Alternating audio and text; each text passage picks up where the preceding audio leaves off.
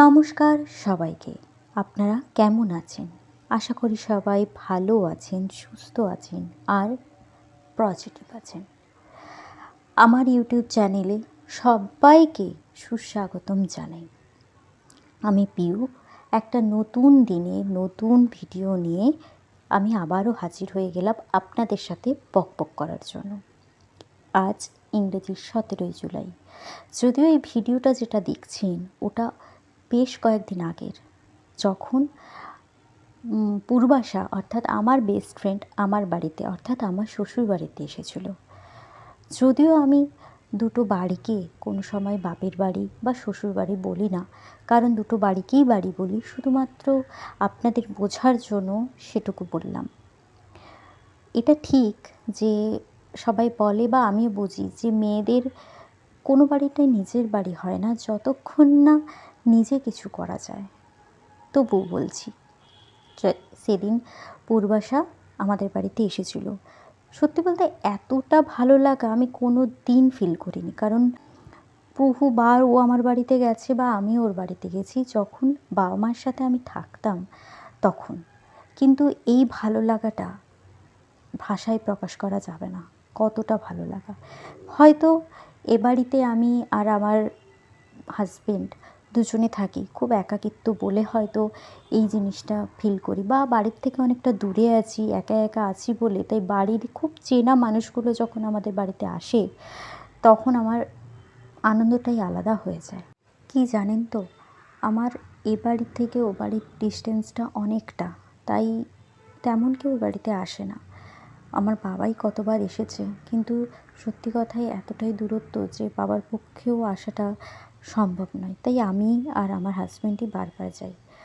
তাই যখন কেউ আসে তার আলাদাই একটা ভালো লাগা থাকে, আলাদাই, সেটা সত্যিই প্রকাশ করা যায় না, এতটা ভালো লাগা থাকে। পূর্বাশায় প্রথম যে আমার বাড়িতে আমার বিয়ের পর এ বাড়িতে এসেছে। যাক, অনেক বকবক করলাম, এবারে বলি আসল কথায় আসি। যে আমি পূর্বাশা আর আমার বর তিনজনে মিলে রেডি হয়ে একটু সাজুগুজু করে বেরিয়ে পড়লাম বিড়ু বিড়ু করতে।